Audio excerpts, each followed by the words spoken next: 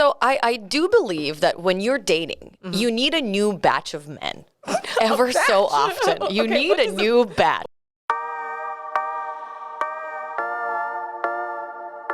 Going live. 2 seconds. 2 seconds. 2 seconds. Do you worry about your oil? Let her fix my lipstick. Blat, blat. Blat, blat. Blat, blat. I think this is the first time in my life I've used one of these. Get out. Yeah, I just have such dry skin. It's usually feels like sandpaper, but it's Is that dry? a little hot in here. It's a little hot in here because you showed up. Oh, it's Ooh, my jokes are smooth. like butter. I'm lactose intolerant. I love you. My jokes are butter. So this is cool. Dude, that is one of my favorite products. I don't know how other Persians are, but I can basically fry an egg on my forehead. It gets so oily. I literally can put that on there and it will be clear. Well, I'm Russian. I'm dry as sandpaper. Yeah, well, Okay. I mean, you take what you can get, right? Somebody will help. This place is equipped with help. So let's just talk about what we just did for the last hour. So you guys, we recorded a whole episode of a podcast, and it sounded like a dry piece of crumb bread that you would find at a bakery on day 3 that a mouse wouldn't even touch. Oh, I didn't think it was that bad. I was just going to name it The Boyfriends. We just were talking about each other we're so cool. We've built so many companies, Wait, what was that? Get your eggplant. Show us how it's done. Right here. This is our in case of emergency eggplant. That's Freddie. So when Be gentle. shit hits the fan. When shit hits the fan and all else fails, there's always an eggplant around. In case of emergency, eggplant. So we recorded an episode of the Boyfriends podcast where we just talked about facts of how awesome we are. So just men would have that podcast. What? What? Did I say that? You did, and I loved it. We're not saying awesome, cool men. We're talking about, those annoying, douchebaggy ones. Like all the podcasts that are happening on iTunes? Not all the podcasts. There's good podcasts out there. That being said, let's get down to it. What is The Girlfriends about? The Girlfriends is a podcast show. You can find us on YouTube, on Spotify, where we share our life experience with you about all things men, money, and mission. Very well said. Did I do that right? You did. What's going on, boo? Still got it. Haven't been behind a mic in 4 years and still got it. That's true femininity right there. It's like we're riding a bicycle. Just get back up and keep going. Just keep going. Yeah, Just nice. keep going. Okay, so what are we doing here? Who are we here to serve? I think that's really what it's about for you and I. What is your purpose for this podcast? I basically want to help women not make as many mistakes as I've made in my entrepreneurial journey, my journey with men, and my journey with money. And that's probably the biggest up and down in my life, to be completely honest. So Money more so than men? Money more so than men now, yeah. I feel like I mastered making money, but saving money not been my thing.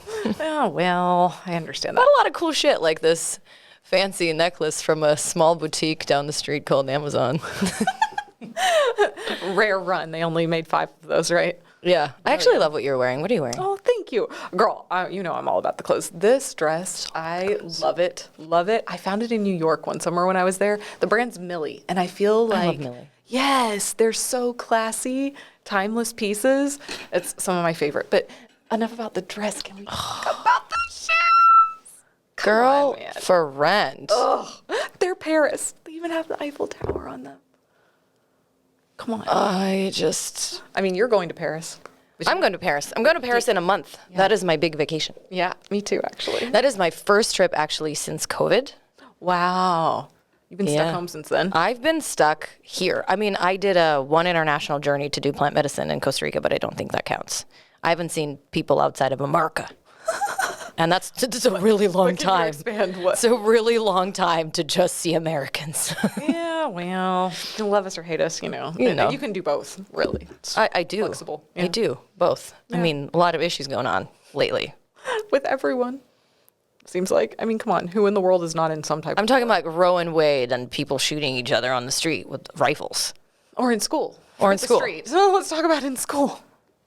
Dude, it's a pretty crazy world we live in.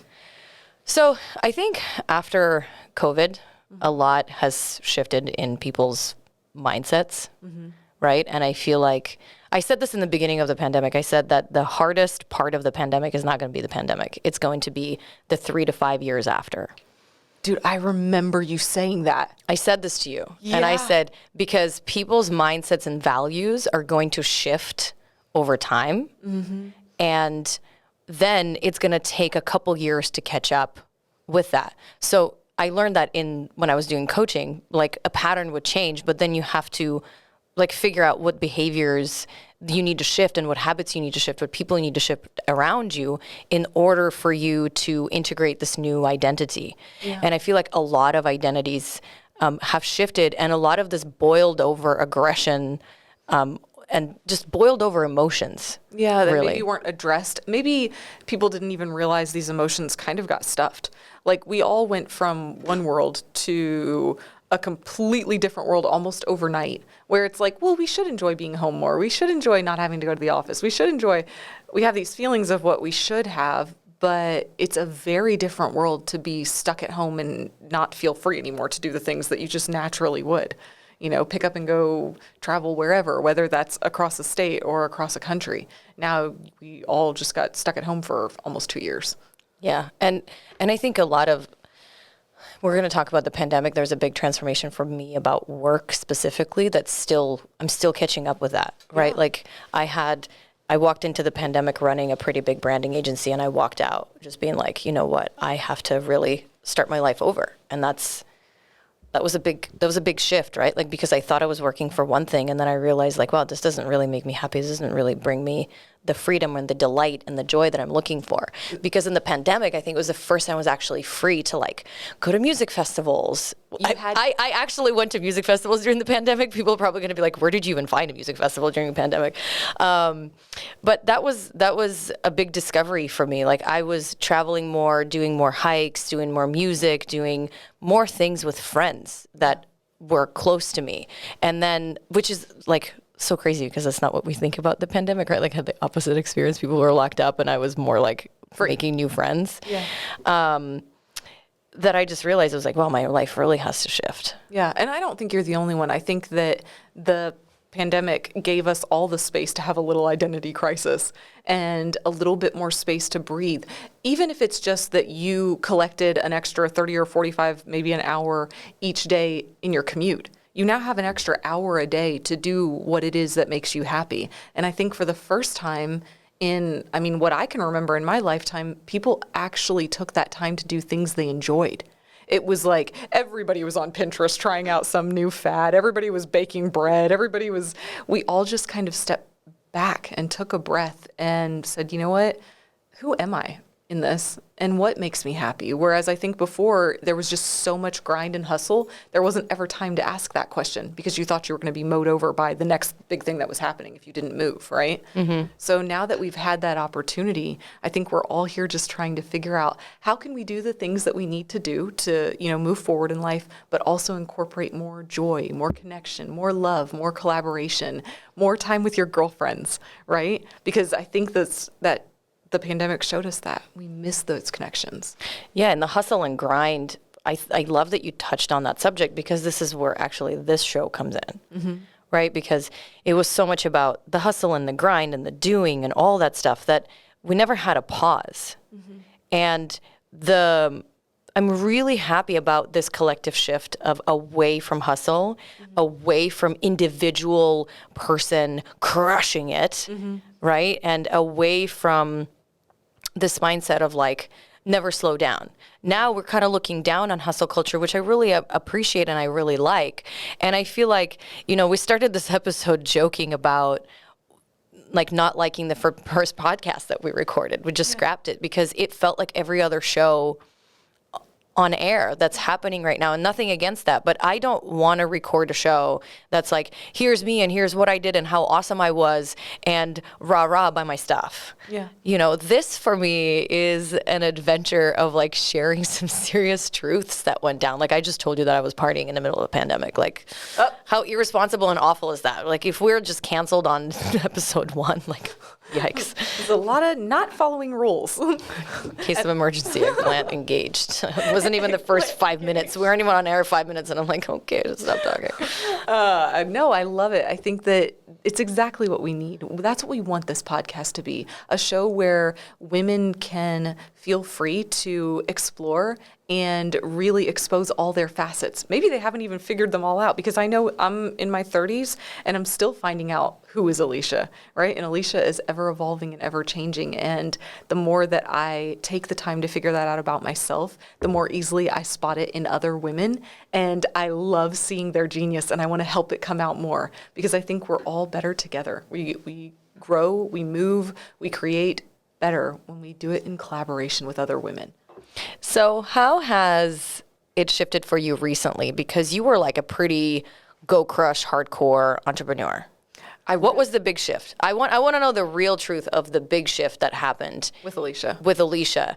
To where you stopped sleeping under your desk. Yeah. And started dedicating the time for yourself. Started prioritizing myself. Yeah, I mean, I think that the vision of what it took to be a successful entrepreneur for me was someone who did whatever it took. And if that meant sleeping under your desk for 2 hours a night and waking back up and doing it again, then that's just what it took. And I was willing to put in that hustle and grind. Whether that was the right move or not, I can't tell you. That was my journey. But what I realized, a good 7-8 years in, is that I was dying inside. Had I made great money? Sure. Had I accomplished a ton of goals that I didn't even know if those would be able to be accomplished in my life? Sure. How did I feel? Empty. Was it worth it? The way that I did it? Would I do it differently now? Of course, because hindsight's 20/20. But what I've come to realize is that the most important thing is the connection and the enjoyment of the building along the way. It's not the destination, because I've reached a lot of destinations, and although fulfilling for a moment, that moment passes, and then you're back on that, okay, the next moment that I'm chasing. And I don't want to do that. I want to collaborate with other women that I find just magical and be able to learn and expose and talk about those things and enjoy the process. So that's kind of how I feel about it right now, anyway. So good. Yeah. How do you feel about this? What, if it could be anything for you, what would this podcast bring to women? Making your life easier. Mm-hmm. Making your life easier, because entrepreneurship over the last 10 years has been extraordinarily hard. Mm-hmm. And I find it to be an absolute disservice to entrepreneurs, everything that's happening on Instagram and Facebook ads. It's like, I turned into a millionaire overnight in 24 hours, and look at me, buy my course. Mm-hmm.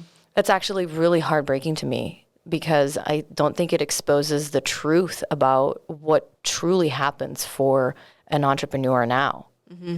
And in the last 10 years, because of women like you and I who have been crushing it, other women don't really have to go that hard. We were changing the women, our generation and the generation of female entrepreneurs before us is what really was paving the way for women now. Mm-hmm. Because 10 years ago, I would walk into rooms of techie. 99% male. Yeah. It's a little better now. I feel like when I walk in, we're looking at more like 80. I see a good 20% representation. And this is nothing negative towards men. This is just where we are in this journey worldwide, right? We're all moving forward. So it's not, I don't feel like I was kept out of anything. I feel very blessed to be, where I am in this day and age, but I think that doors are opening even wider. And so it's time to move in and step into what we want to be. Yeah, I agree. When I ran my robotics company, I would walk into a room and I would talk about software and technology, and people were like, oh, what's your business? I'm like, oh, we make autonomous robots. And they're like, oh, are they sex robots? And then at some point I was like, okay, can I just ask you a question? Would you ask a guy this if he's making a sex robot? Or are you asking me this because if I look like this or I'm a woman, what is it about me? What was the answer you got? I mean, he was just like dumbfounded and started apologizing because he realized how terrible it sounded.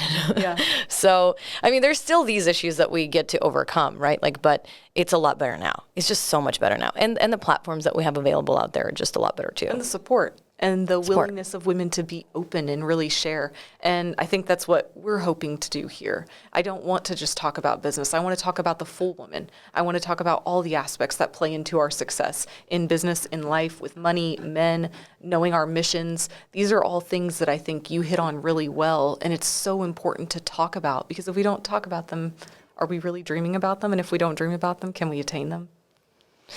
It's a good way to look at it. If you're not really looking far ahead where you want to go, how are you going to arrive there? And I've had that issue with leaving my first company, is I didn't look far enough into my goals and dreams. I actually never thought, I was very successful in my early 20s with my fitness career, and I never thought that I would hit the success that I hit then. Yeah, you hit it early. I hit it early, and then I was like, oh, I think this is the moment that people talk about in their 40s, and I think I'm kind of experiencing it now. Yeah. You know, and then what? Yeah. And I mean, you had a kind of a similar moment with your cupcake business. Yeah, mine wasn't, I didn't hit the success I wanted in my first entrepreneurial journey. I had 3 bakeries and a food truck, and I learned a ton. I had 23 employees by the age of 25. It was, a rocket ship ride. But although I loved it and I loved the ability to be super creative, the monetary backup wasn't there for the investment that I was making. And I was struggling to understand, like, am I at a point where I'm in a cul-de-sac and I need to get out of this? Like, this dip we're not going to come out of this dip. Or is this something where I just need to press harder? And I had met Charles a few months previously, who's my now husband, but he asked me a really important question. He said, Elisha, how many cupcakes do you have to make to be a millionaire? And before the sentence was fully out of his mouth, I knew exactly what the fuck he was telling me. Yeah. Like, this isn't aligning with the dreams that you say that you have. And I immediately then knew, like, it was time for this one to be done, right? And we ended up moving into business together and having a commercial construction company that was very successful. We grew 4,000% in the first 5 years. So from nothing to, multi-million-dollar company, it was a rocket ship ride as well, and learned a lot from it. But what the most important thing I learned is how important it is to know yourself and know what makes you truly happy. And that's an ever evolving and changing thing. And so many entrepreneurial gurus out there, like, oh, pursue your passion. Mm-hmm. You should totally just pursue your passion and just do that, right? So would you say that you agree or disagree with that? Because it sounded to me like baking and cupcakes were your passion. Mm-hmm. They definitely were. So I think that there's such an important, yes, follow your passion, but what I realized is that passion was a hobby. There's a big difference. It's a jobby. It's a jobby. Yes. A lot of people have a jobby. Yeah. And I didn't realize it, or I might have made a different decision. But I didn't understand how much forethought jumping into entrepreneurship really takes if you want it to be successful, right? I learned that the hard way. Like, expectations versus reality. I just saw this meme the other day that was like this gorgeous white horse with like shiny and beautiful, and then a frumpy little stuffed animal, and it was like, how I think I look, how I actually look.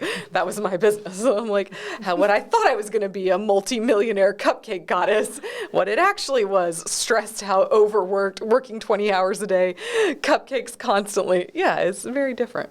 She was in cupcake hell. I mean, I loved it, but I hated it. Well, yeah, that's how I felt about my fitness business as well. I loved it, but I hated it at the same time. Because fitness business was so maybe you're not baking cupcakes 24/7, but you are the face of your business. So you're constantly under pressure and stress to be a certain size, to eat a certain thing, to constantly be at the gym, and you're taking selfies and all this stuff. And then to me, I felt like a snowflake in the beginning of an avalanche when it came to online fitness coaching, which was my first business. But then it got so raunchy. Like, all it became was just ass. Yeah. And I was like, you know what? I can't just show my ass on Instagram and like my abs. Like, this is actually not my build. 2, it's an unrealistic expectation. I know you're all photoshopping it anyway, but like, this is starting to border, like, this is not a sport anymore, which is why I got into fitness competing, like, which is why I was competing, which is why I was doing fitness. I believe that every woman's body is beautiful, and you get to be confident in who you are. And to me, leading at that point, millions of people on the podcast, leading them into believing that beauty is you showing your ass on Instagram for attention, for likes, to sell more programs. It just wasn't for me anymore. And I was like, well, if I really want to compete here, like I would have to do that. I just really didn't see another way for growing exponentially in that business. And unfortunately at the time, the narrative of like body positivity and everybody can have a beautiful body, it didn't work, and it still wouldn't work, because we sell in fitness an over glorified, perfectly fit body telling you that this is health, and it's not. And this is the same reason I left bodybuilding, is because I saw how many women were promoting health but throwing up in the back and being bulimic. I was one of those bulimic women. Like not when I was coaching, but before. That's actually a big part of my book. So, a really big part of, I think I lost my train of thought here. That's but, okay. In business, I think this is where we were. In business, we get to make these decisions of leaving a business that we grew. Yeah. For whatever reason it is. And it's also part of a growth experience as an entrepreneur. Yeah, you get to birth something, and then just because you birthed it, it's not actually human. You don't have to keep it. You don't have to keep it. Oh, I'm done. I think that this has reached its cycle. Our appointment is fulfilled. I read this book one time, something about being happy. I forget the author's name, Mary somebody. But her analogy, and I thought it was so beautiful, is that we have appointments with people in life. We don't know how long those appointments are. Our appointment might be for, to be friends for 6 months, but these appointments are there for a purpose, and it's to teach us something. And once that appointment has been fulfilled, it's been fulfilled. And I look at businesses the same way. And when that business is ready to be done, it's kind of like a breakup. You have to really be okay with understanding, like, okay, that might hurt a little bit, but there's something bigger on my horizon. And I think that applies too for if you've had a job that you really were passionate about, and you decide to make that leap of faith and move to another company so that you can accelerate your positions. It kind of feels like a breakup, and I think honoring that and really appreciating what you've learned in those experiences and taking the time to categorize that and really think through it. I wish I would have started doing that sooner in my life. There's this interesting feeling that I always know I feel when something is an end.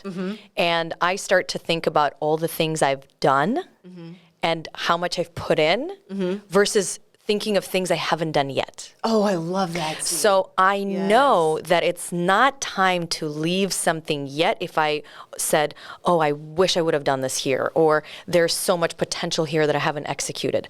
That is, I can't regret about the future. I can just create it. Yes. But if I get this overwhelming feeling of like, oh, I love this and I love that and I did a really good job here. Like I'm moving out of my apartment now, changing my living, arrangement. And I was like, I painted my bedroom matte black. Yeah. I mean, we're talking about ceiling and walls and the whole nine. Do not tell my landlord. She explicitly was like, do not paint the ceiling. I was like, sure, as I'm primer's already on. It's already on. Yes. So, and I'm just feeling like, oh my gosh, this phase of my life is over. There's something really bigger coming for me, and I'm walking around with every corner, but I don't have a feeling of like, oh, there's so much more I can build here. Yeah. So basically what you're saying is when things become nostalgic, it's time to move on.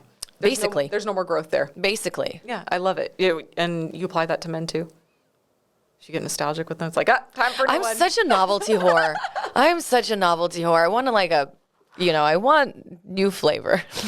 New flavor of the day, week, month, year. I mean, are we talking eggplant? Oh, eggplant is our safe word. If no one knew. I don't know how safe it is though. So with men, do I get... Are you squirming?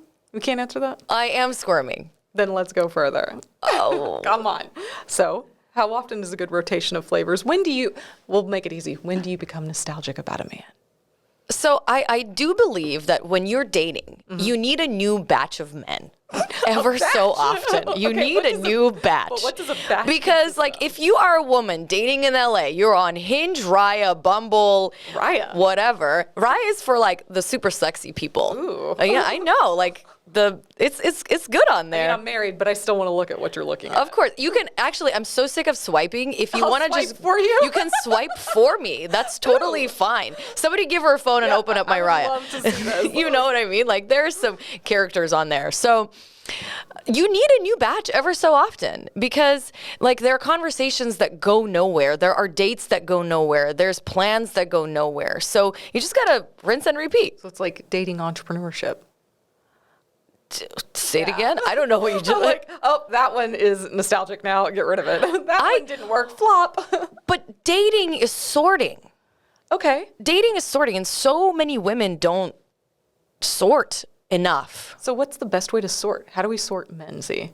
How do we sort men? I mean, you trial and error. But I'm saying this because in dating, girls get stuck on one guy. Oh, yes. So she's been married for the record. Second marriage. This one is just been married her whole life. I bleeped it up real bad the first time. The second time I did well. I'm just like, man, I fucked it up about as bad as it could be fucked up. And then when I saw what the worst was, I was like, okay, shoot for the stars. That's the only way you can do it. I'm fascinated. I mean, seriously, that is exactly what I did. Like, in dating. Yes. Aren't you glad you don't have to experience this? Anymore? Yeah. Okay, so let me just break this down real quick. I met my first husband when I was 16. Got married when I was 18. Found out he was cheating on me when I was 9.5 months pregnant, when I was 24. So, like, literally, my daughter was going to pop out of me any 2 weeks. Mother's Day weekend, too. That's a funny story. My face is changing 50 shades of face. I'm like, like death happening over there. What is happening? Anyway. Screaming in my seat. I'm like, this guy's a dick. Oh, well. Anyway, live and learn, my friend. I told you. I fucked it up real bad. I'm real upset right now. The funniest part about it, though, was once I got, ready to get back on the horse, I realized that I was like a 16-year-old dating 30-year-old men because I hadn't progressed in dating since I had stopped openly dating, right? So you were like making out with men in cars in their Honda Civics? That's Luckily, what 16-year-olds do. True. 16-year-olds dating is that. Even though I don't know, I haven't. The cars got better at 30. The cars got better. I love a good car make. Let me just pause for a second. When cars purr, it's like, okay, that was bonus points for you, man.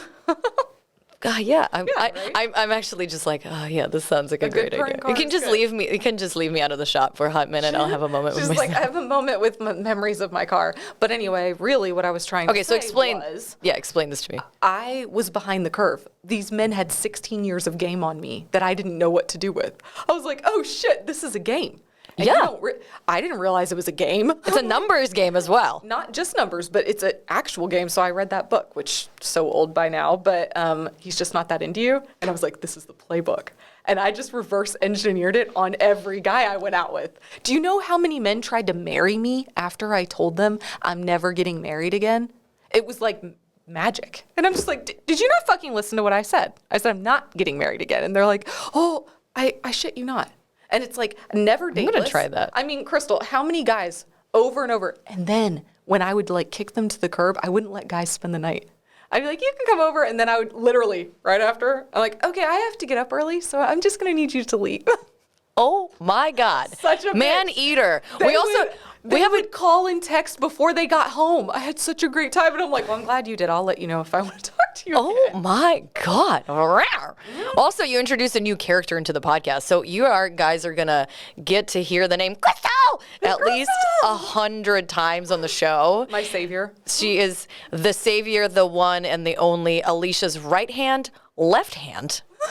And all the limbs. And all in between. And all in between.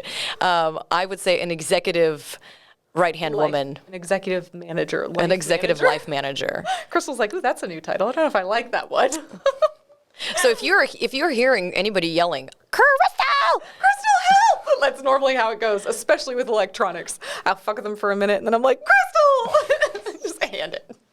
Yes, I can run companies. I can handle 135 employees with my eyes closed, but please do not give me a remote. You should have seen it with an easel yesterday. It was just over. All right. I got the easel set up. Whatever. Give me some credit here. Give me some credit. Here's your credit. Thank you. So we're dating. We're in dating. We're at dating. Dude, I felt like a 16-year-old dating 32-year-olds, and I had to figure out what the game was real quick. So it is a game, just like you said, and a numbers game too, I think. But you had something you said earlier that I think you were going to expound on, and it's knowing what you want and being happy with yourself.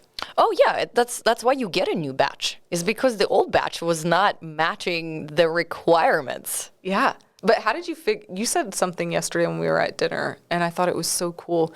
Your energy attracts what comes to you. Oh yeah, for sure. So tell me how that plays, how you saw that play into your dating life. And is it different in New York versus LA, the guys? That is an amazing question. Multiples there. It's multiples there. I'm like, do we have enough time for this episode? I like multiples of almost anything. I will take multiples. This eggplant's giving me anxiety. Bye, friend. In case of emergency, eggplant's now gone and we're left to our own demise. Okay, so finish. Tell me. Okay. So dating life. I believe that we attract wound mates until we heal that wound. Okay. So we will keep attracting the person that will help us heal that part of ourselves that isn't necessarily fully integrated into who we are, to be in full love with ourselves so we can attract a loving partner. Ooh, I feel like I need more. Tell me more. Because that was good. I'm like, that was good, but that was like a level 10. So can you break it down? Yes, totally. So a lot of women. I will take the generalization out. And I do have some credibility to speak on this because I've coached a lot of people, but I'll just speak on me. So I dated the same guy over and over and over again. The names changed. The cars changed. What else changed? Please at least say they got better in bed. Oh yeah, of course. So I've never had a terrible.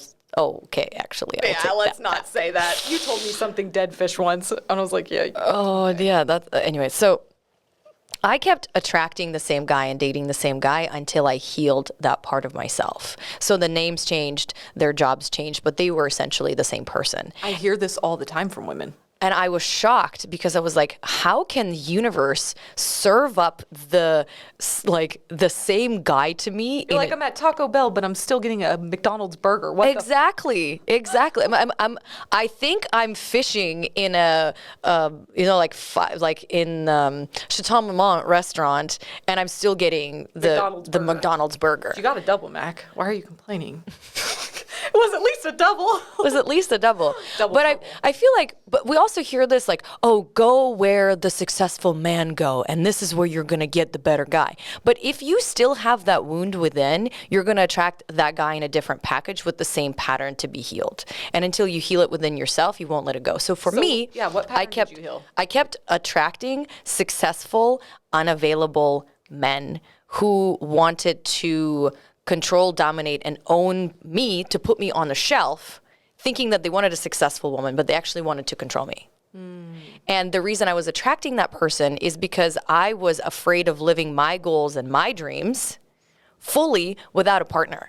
Because my upbringing, I'm Russian. I'm very Russian. I moved here, I was 16 years old. I moved from Moscow to Alaska, entire life story in 2 seconds. Hello. So from cold as fuck to cold as fuck. God damn. I mean, you didn't even go down. But do you know how I picked California to live here because I literally was like warm. You wanted to defrost? To frost for sure. So,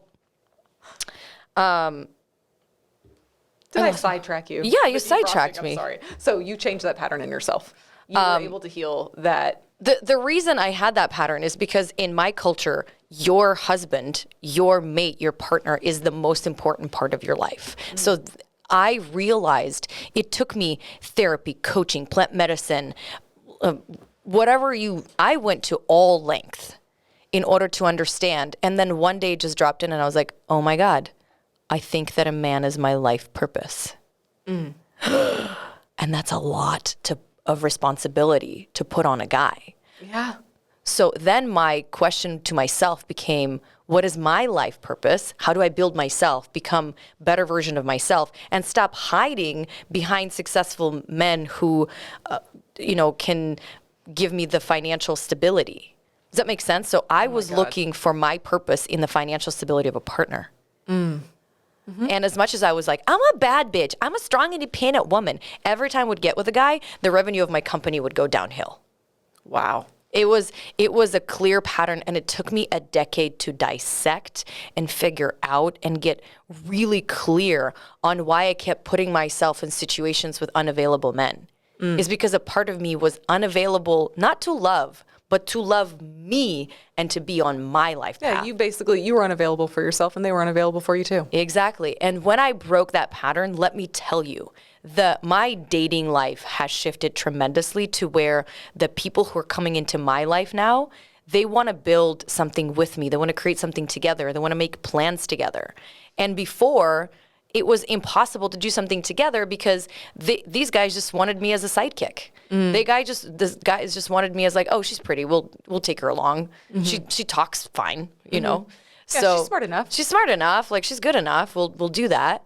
But it took me years. Like, I just went into something really deep and really personal, and it took me so long to figure this out. So I hope that as you were listening to what I just shared, you could get parts of my dating, fiascos for yourself. And really, if you keep attracting the same kind of guy, what is the benefit for you?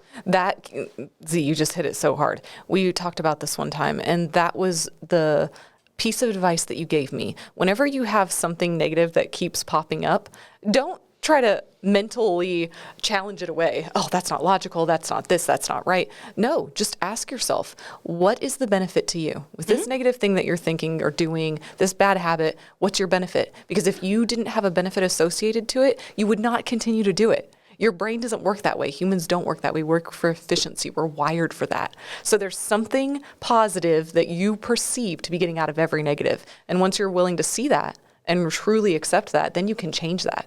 Otherwise, you're going to be unconsciously continuing to choose that same pattern. Right, because it's your subconscious mind that drives your decisions. Yeah. And it will always drive your decision based on a safety. And if you want to challenge what I just said, think about the last time you drove home from somewhere and you don't know how you got home.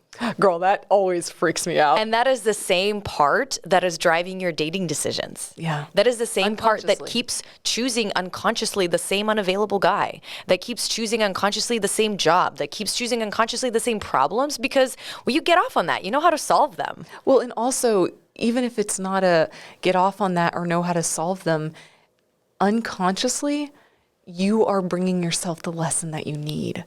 And so until you take the time to really unravel that lesson, it's really a kindness that your unconscious is doing you. It hurts. And, the lessons usually tend to hurt more and more until you get them. I had to get smacked in my face quite a few times. But now that I can look back on the lessons that I've learned, I'm so appreciative and grateful because I can live in so much more authenticity, love, and realness and connection with others because I learned these lessons. Were they painful? Yes. And did they keep coming? Yes. But when I was ready to accept it, then I could move forward and grow. When a student ready, a teacher appears. Mm-hmm. That's true. And usually the teacher is yourself. Your damn self, boo, because you are the medicine. That's what we say in the medicine community. You're the medicine. You're the guru. Yeah, you're the cause person. And you're the solution. Yes. And I think that most people don't want to tell you that because then their service is pointless. But it's really the truth. It's if you'll take the time to learn you and figure out these unique things about yourself. Yeah, and I think that the biggest takeaway from this conversation for somebody who's listening, if you have a problem in your life, for me, it was dating for the longest time. I feel like I just cracked it. I really feel really good about that. Let's say that you have a pattern that you're living with. Mm-hmm.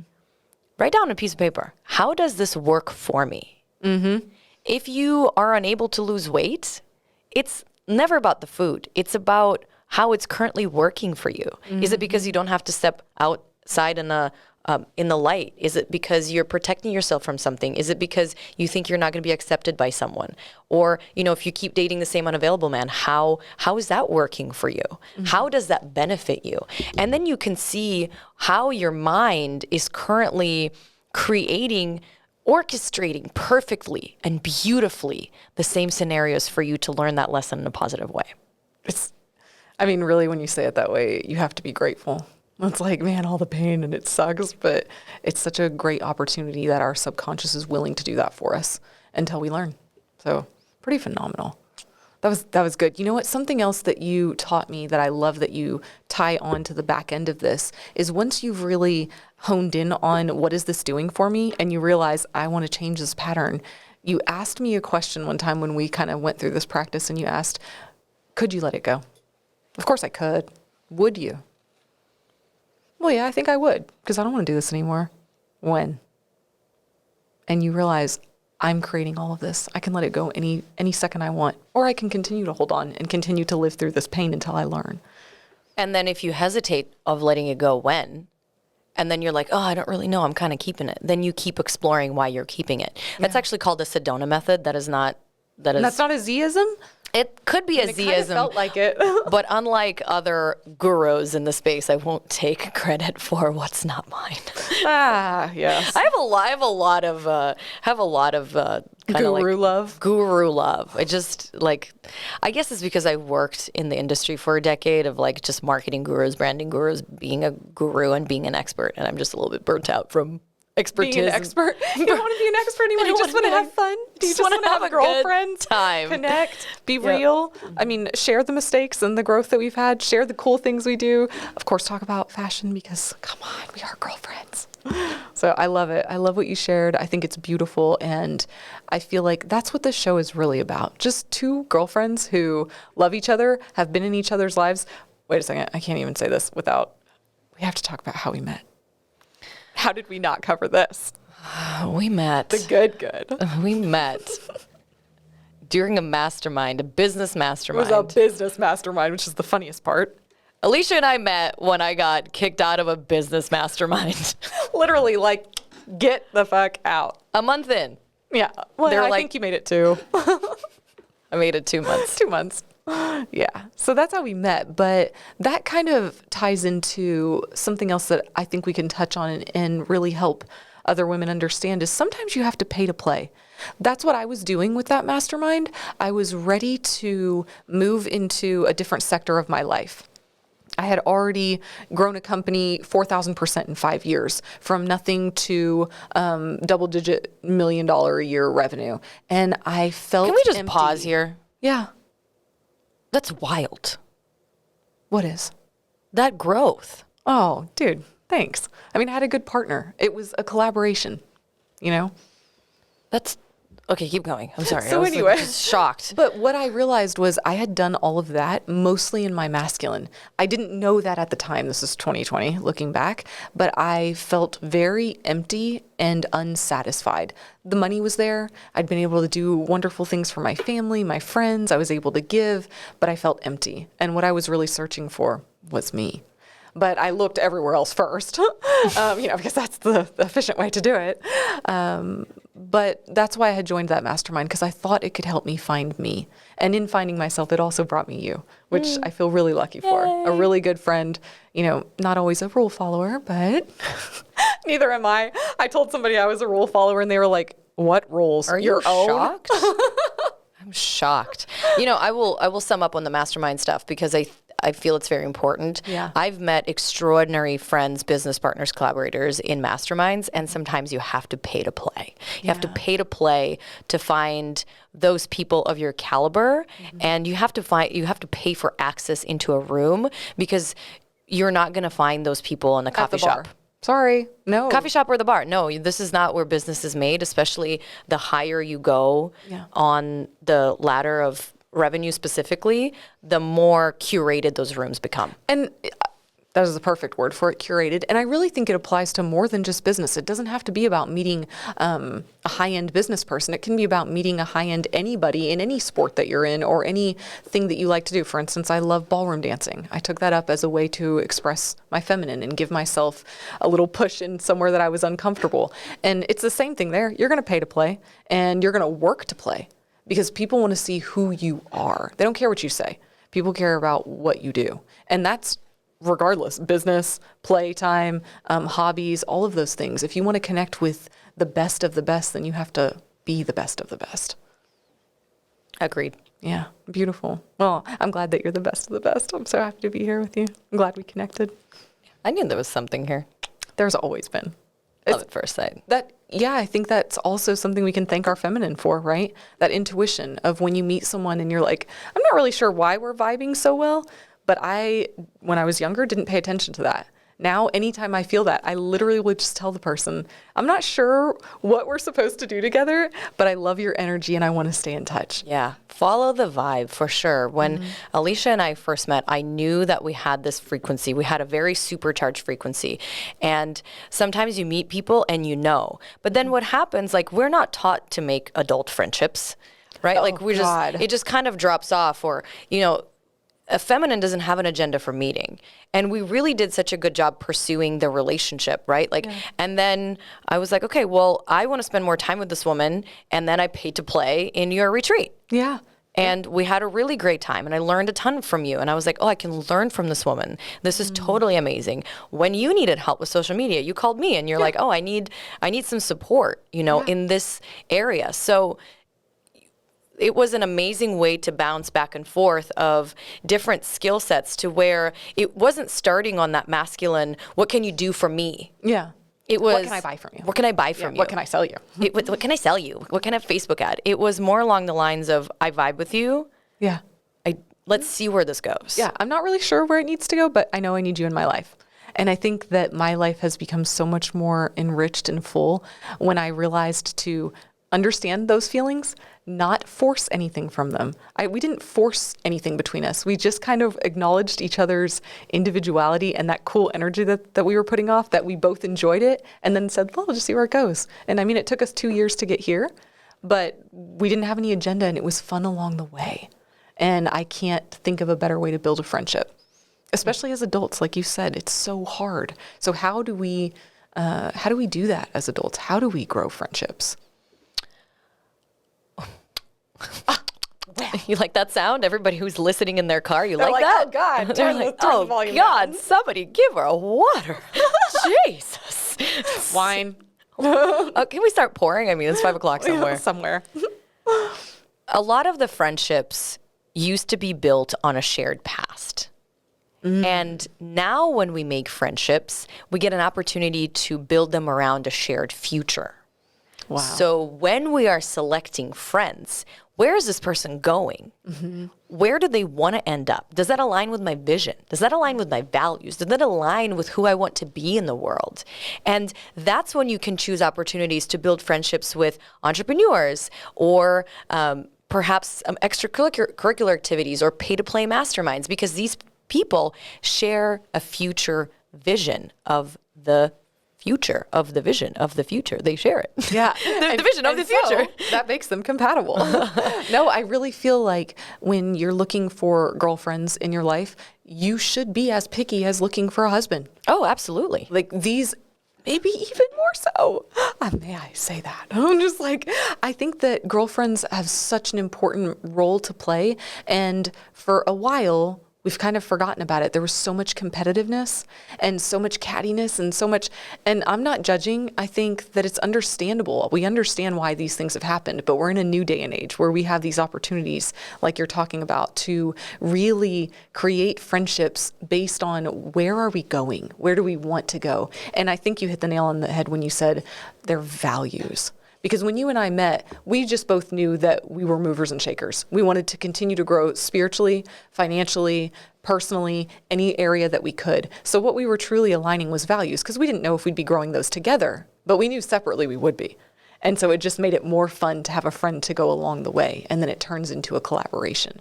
So I think that that's the best advice that I could give for gathering girlfriends that, you feel like you can keep in your life for a long time. I agree.